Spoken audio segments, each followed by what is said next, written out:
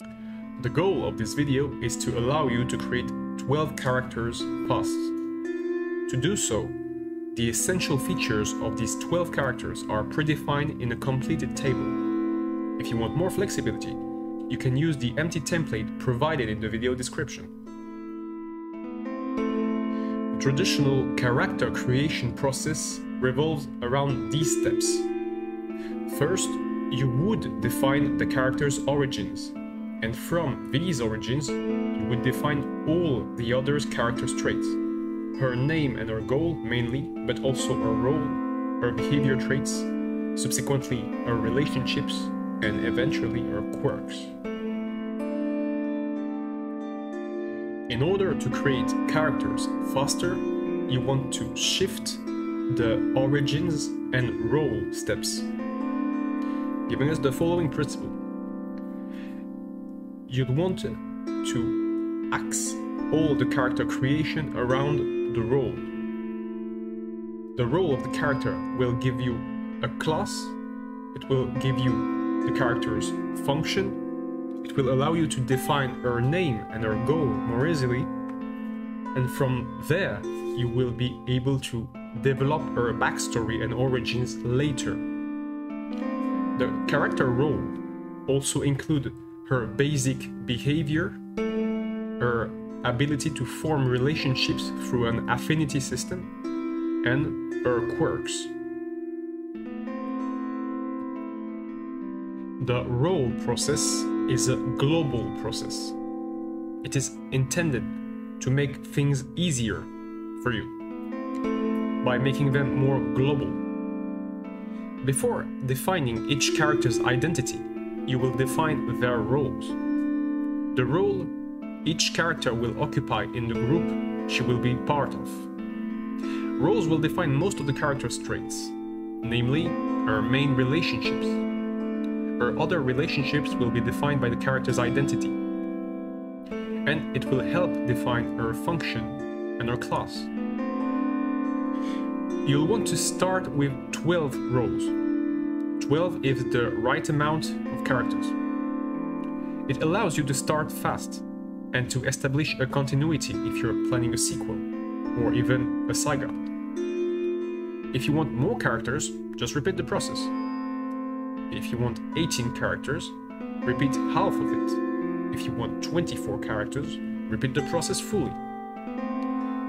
As you get more familiar with the role character system, you will be able to create new roles by combining existing ones. 12 characters will grant you your story with the right balance of diversity and consistency. Once you get more familiar with the system, customization becomes easier. These roles are made to be altered, and it will become easier as you compare them. What are the similarities? What are the differences? Which roles seems to have more affinity, and which roles could be combined? As a guideline, the closer the roles are, the greater the affinity between characters.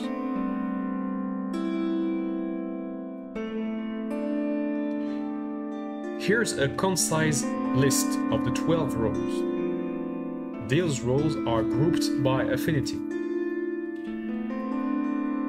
The pair presented here are intended to work together. For example, the first pair, the leader and the rival, are supposed to orient the group. They're supposed to catalyze the group's advancement. The solver and the builder also function in pair, where the solver will find processes, the builder will implement them. These characters will not always be part of the same team. These 12 roles will allow you to create 12 characters with very little adaptation. The table where the 12 roles are fully presented, provided in the description, allows a lot of flexibility These roles can be combined to create new ones. Here are the main traits of each role and their motivation. The leader is the most devoted character in the party. Her motivation is achievement. The rival is defined by her relentlessness. Her motivation is change. The solver is the most focused character. Her motivation is finding processes. The builder is the most inventive one. Her goal is to create life as she imagined it. The protector is the most endurant one. Her motivation is the security of other party members. The sponsor is the most resilient one. Her goal is to leave a legacy. The advisor is the most empathetic, and her goal is to find satisfaction of all parties. The supplier is the most reliable. She intends to ensure the team's safety. The enticer is the most enthusiastic. Her motivation is discovery. The arbiter is supposedly the most equitable, and her motivation is closure. The guide is defined by her patience, and her motivation is comprehension. Finally, the soul is the most immersed character. Her motivation is the experience. All these roles can be combined, they can be distorted, they can be developed to be the opposite of what they were intended to be.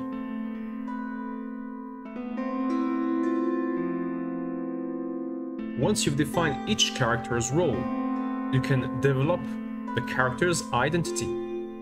First, by giving her a name which represents her origins, and through which the meaning will define her goal. The character's goal will generally align how the character will develop her strengths and weaknesses. Her other behavior traits, which are not generally used here, are her habits and the reactions of the character. The character will develop habits. She will start her day in a certain manner. She will spend most of her time onto certain tasks. Her reaction also defines her behavior. How does she behave when she is in a comfortable situation? How does she behave when she is in a conflictual situation? And how does she behave when she's in a crisis? The character's growth will be recognizable through behavior and quirks. What does she do in order to evolve? How does she cultivate her strength? And how does she dampen her weaknesses? Quirks are intended to make the characters more memorable. What are the character's most fundamental traits? How do they make her more likable, more relatable? Does she have any mundane traits? Does she have any ridiculous traits? What are her unique habits? Quirks and behavior are intended to be developed together. The character's quirks will be transcribed by symbols, mainly hairstyles, animal companions, and accessories. You can ask yourself, which hairstyle should the character have? Which garment should she wear? And does she enjoy wearing this garment? Is she accompanied by an animal? Which kind of animal? Does it relate to her origins? Does it relate to her name? Does she use weapons? Does she use tools or accessories? And which kind of tools and accessories? The character's identity is defined by her origins. which will take you more time to develop, and which is why it is developed after you've chose the character's role.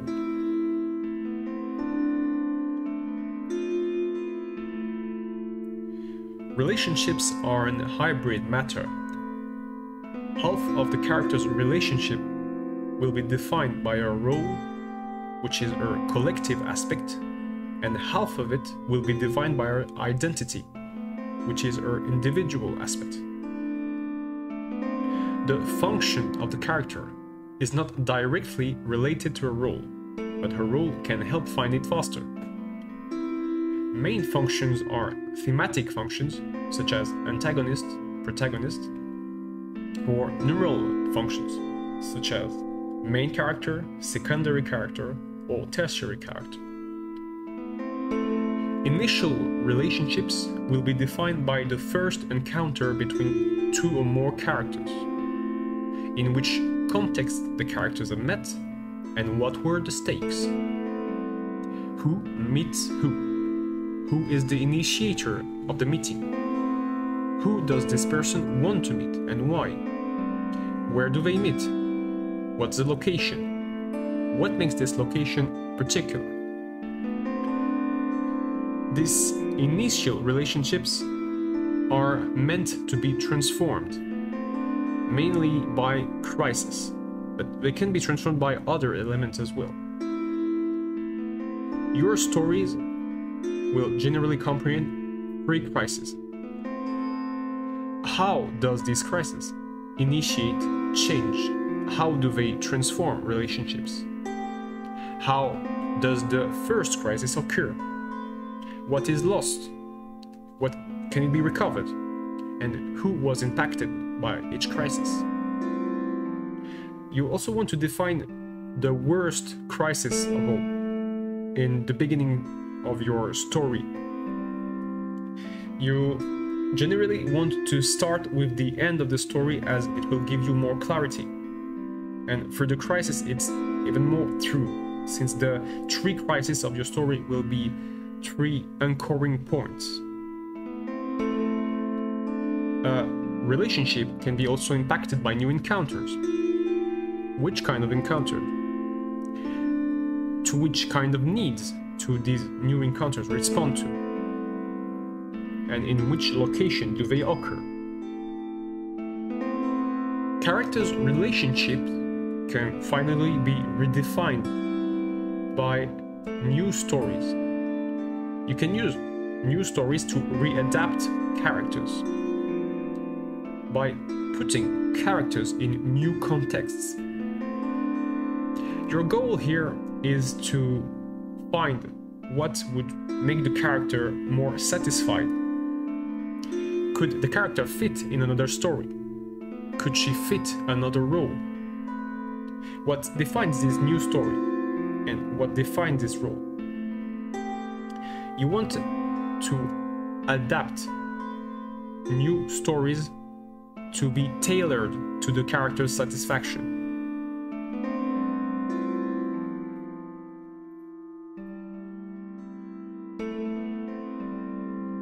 Class as a whole will be treated in another video, but that's how you can implement the basic class system to the role character generation system.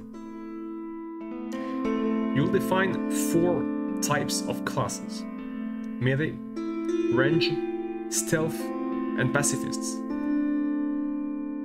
Any type of character can be classified in one of those supergroups of class. When it comes to general questions regarding the classes, you want to think about the kind of tools and/or weapons the characters are using. Why do they use it? Do they favor this kind of weapon and tool, or are they forced to use it? Why, then, do they use this weapon, and what makes it peculiar? Which kinds of skill does the character need to have in order to use this weapon or tool? How does the character develop these skills? When it comes to melee characters, You want to ask yourself if the character is endurant enough, as endurance is one of the defining traits of melee.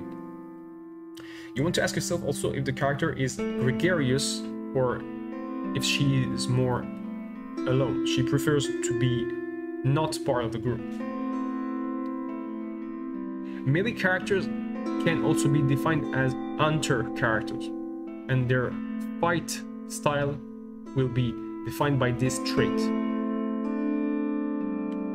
When it comes to range, you want to ask yourself which kind of energy does the character use?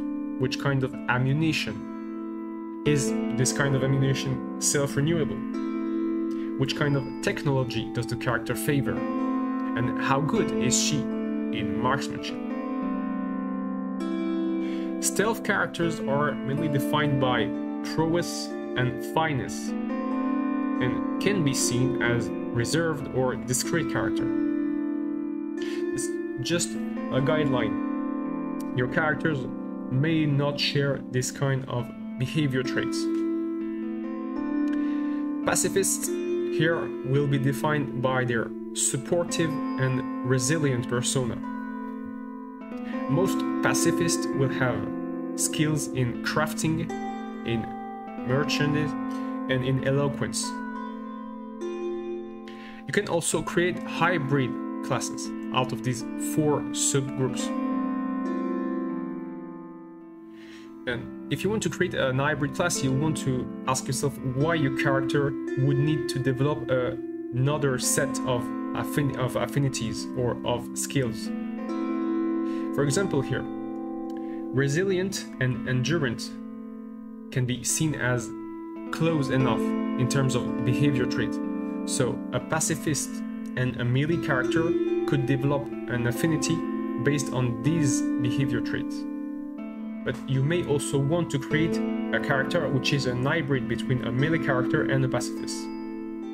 Or, said in a different manner, a melee character which is generally a pacifist, but which in some context will have to fight in order to protect someone or something.